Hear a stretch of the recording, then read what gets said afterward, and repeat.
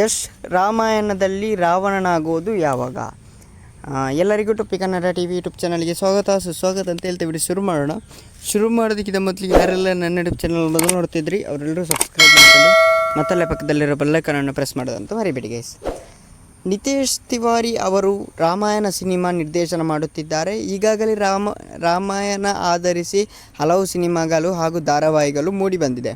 ಆದಾಗ್ಯೂ ಪ್ರತಿ ವರ್ಷ ಹೊಸ ಪ್ರಯತ್ನಗಳನ್ನು ನಡೆಯುತ್ತಲೇ ಬರುತ್ತದೆ.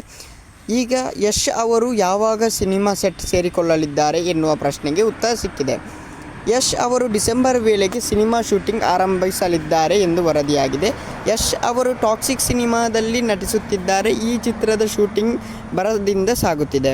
ಬೆಂಗಳೂರಿನ ಹೊರವಲಯದಲ್ಲಿ ಶೂಟಿಂಗ್ ನಡೆಯುತ್ತಿದೆ. ಮಲಯಾಳಂ ನಿರ್ದೇಶಕಿ ಗೀತು ಮೋಹನ್ ದಾಸ್ ಅವರು ಈ ಚಿತ್ರವನ್ನು ನಿರ್ದೇಶನ ಮಾಡುತ್ತಿದ್ದಾರೆ. ಈ ಸಿನಿಮಾಗೆ ಇನ್ನೂ ಹಲವು ಹಂತದಲ್ಲಿ ಶೂಟಿಂಗ್ ನಡೆಯಬೇಕಿದೆ. ಈ ಸಿನಿಮಾಗಳ ಮಧ್ಯೆ ಅವರು ರಾಮಾಯಣ ಕೆಲಸಗಳಲ್ಲಿಯೂ ತೊಡಗಿಕೊಳ್ಳಲಿದ್ದಾರೆ. ರಣಬೀರ್ ಕಪೂರ್ ಅವರು ರಾಮನ ಪಾತ್ರ ಮಾಡುತ್ತಿದ್ದು, ಸಾಯಿ ಪಲ್ಲವಿ ಸೀತೆ ಆಗಿ ಕಾಣಿಸಿಕೊಳ್ಳುತ್ತಿದ್ದಾರೆ. ಈ ಭಾಗದ ಶೂಟಿಂಗ್ ಮುಂಬೈನಲ್ಲಿ ನಡೆಯುತ್ತಿದೆ. ಡಿಸೆಂಬರ್ ವೇಳೆಗೆ ಯಶ್ ಅವರು ಈ ಚಿತ್ರದ ಸೆಟ್ ಸೇರಿಕೊಳ್ಳಲಿದ್ದಾರೆ.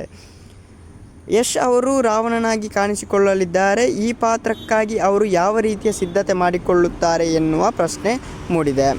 ರಾಮಾಯಣ ಚಿತ್ರಕ್ಕಾಗಿ ಯಶ್ ಅವರು ಸಾಕಷ್ಟು ಬಾರಿ ಲುಕ್ಸ್ ಟೆಸ್ಟ್ ಮಾಡಿಸಿದ್ದರು.